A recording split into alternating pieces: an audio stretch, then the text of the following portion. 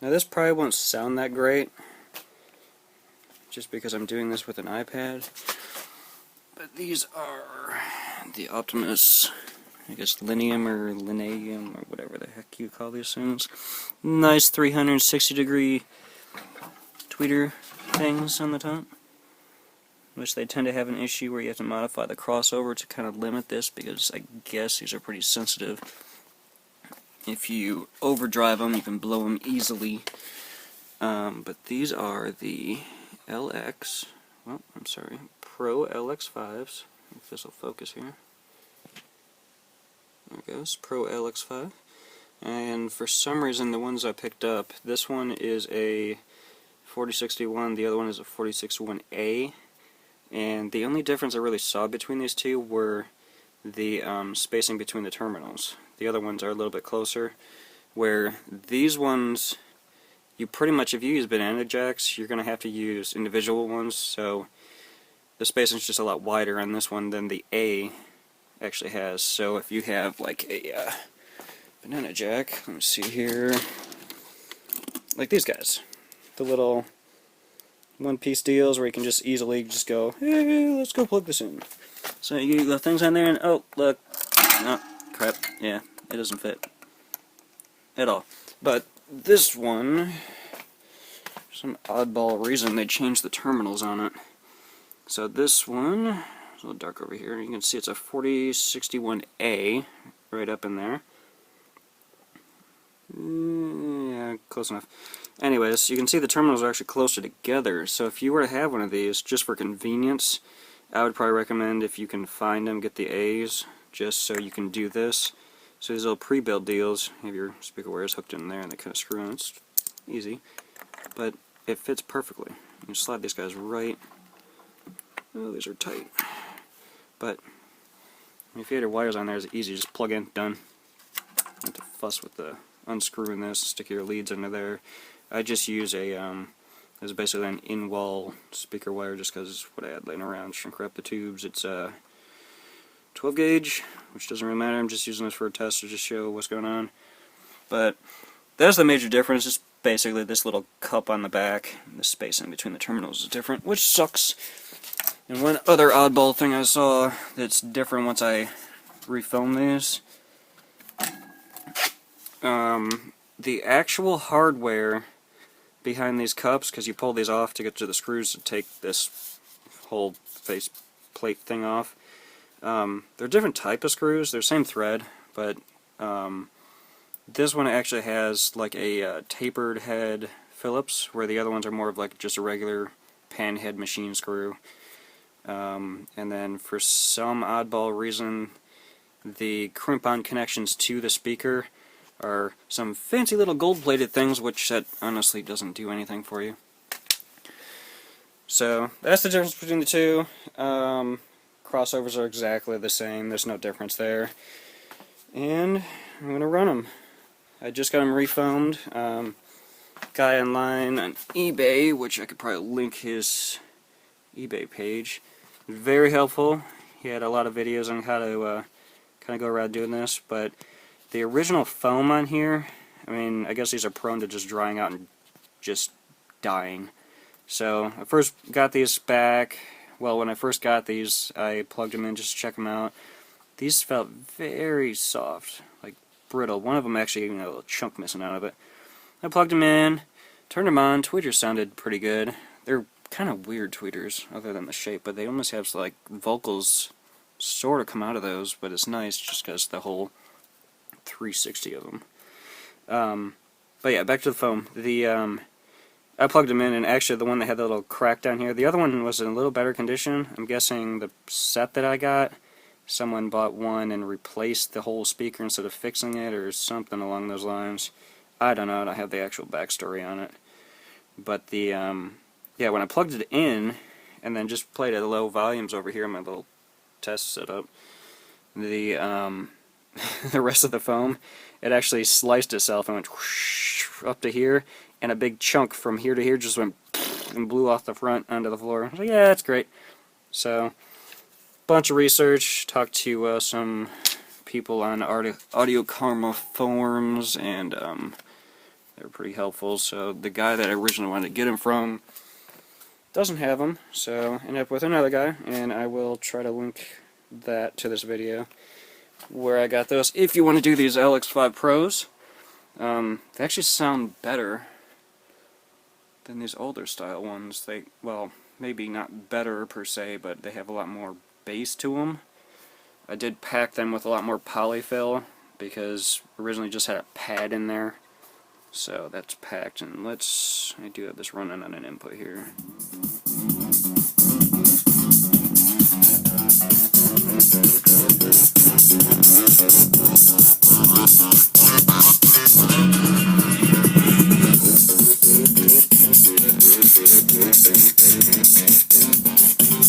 Real weird because you can get full sound from front and rear, so I probably wouldn't recommend sticking this too close to a wall.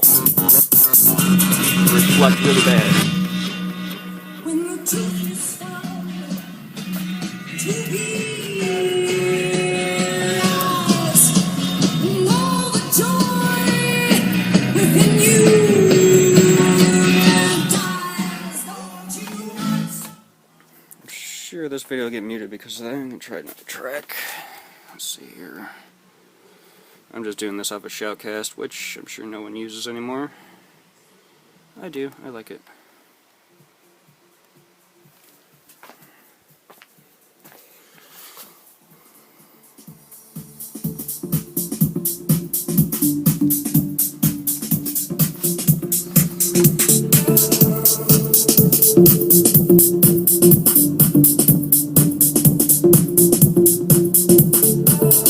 It actually sounds really clear. I'm not sure what this iPad's going to be doing. It may break it up or whatever the heck iPads do, but that is it. Yeah, this kit that I got, I set everything aside already. But basically it came with, you know, like, don't kill yourself, this glue may explode. But it's almost like a rubber cement. There it is, SpringfieldSpeakerRepair.com.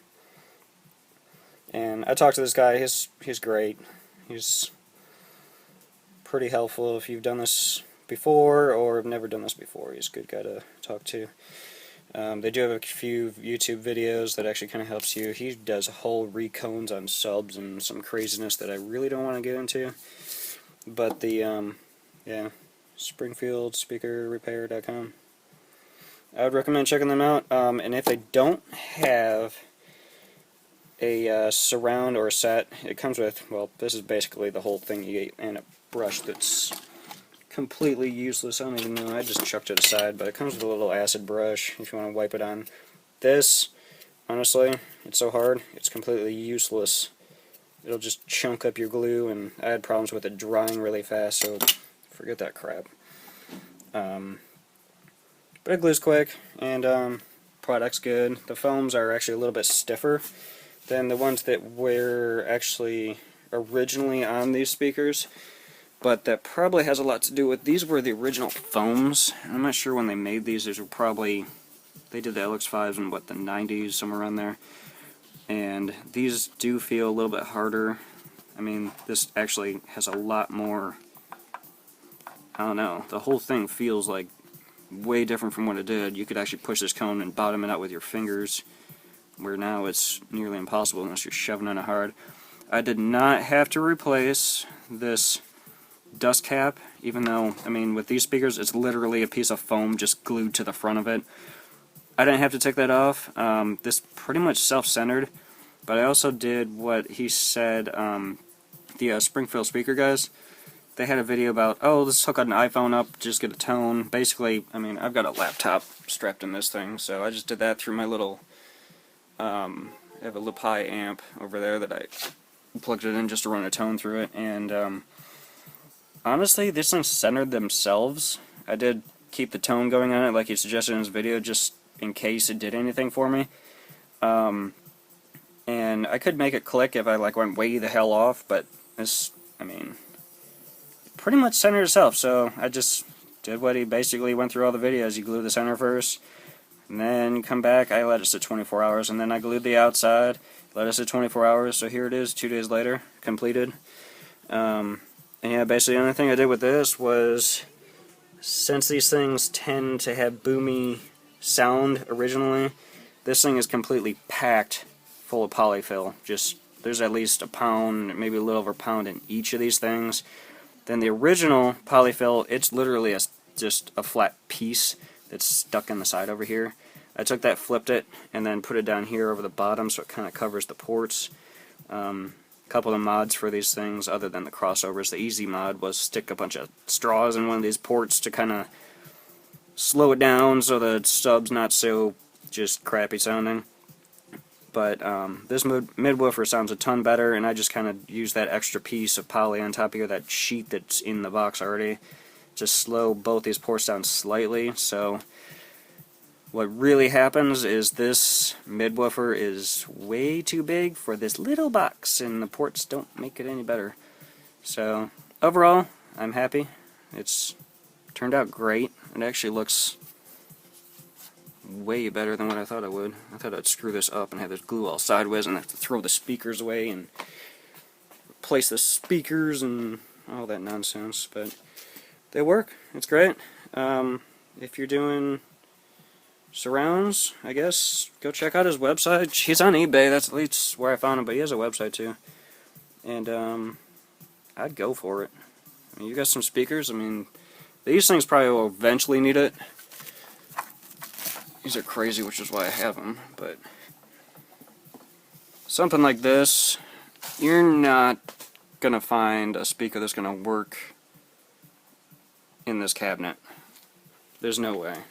I mean, you may find something similar, but it's going to be a pain to match it up. You have to modify the crossovers if you change this midwoofer to something else. Weird thing with these, it's got a real slim box, but they're big old floor standing speakers. It's got a mid here, which this surround surprisingly is in excellent shape for its age. This is a lot older than the other ones. I guess it's just because they changed manufacturers. And then it's got this nice little padded passive radiator here. Does absolutely nothing, but kind of fools the box into being larger what it is. But thankfully the surrounds are nice on here. I really would hate to do this one, because you see like this dust cap thing. It's literally paper. And then they've got the surround under the paper, and yeah. So, thankfully those are good. I just rebuilt the crossovers in these guys. But yeah, if you're gonna do it, I mean, I'd go for it. This guy's got the stuff. It wasn't an exact fit, but it actually did once it dried. Pretty darn good. That's about it for this video. If you have any questions, I guess ask me in the comments. And again, I'll link the guy that I got the surrounds from in case you want to do it yourself. So that's it for this video. So I thought I'd explain what I'm doing here. This is actually the refoaming process. And what I'm doing is scraping all the old foam off. I use isopropyl alcohol. It's 91% with some paper towel and little foam swabs or yeah, cotton swabs. And the knife I'm using, if you're interested, it is an Alpha, which is a just a brake blade, but stainless steel blade, so it's a little nicer to use. Now the glue I found sets up really fast, so it's better to put it on wet and put it on immediately. Don't let it air out like the videos actually tell you to. If you do, it's going to tack up a little too hard, a little too quick, and maybe the alcohol is doing that, I don't know. But I had better luck with the second one by going wet. And basically you just work it left, right, up, down, and glue it on there. I let this set 24 hours the first time, and for some reason I skipped the second time around when I did the outsides. What you're seeing here, I was actually adding all the polyfill to the speaker cabinets. I'm packing those things tight. And here's the last part where it's assembly, and I've actually had the cones done. These had a surround on the inside, just a little foam gasket. So I'm replacing that with basically stick-on window gasket, put the speakers back in, screw them back together, and we're pretty much done.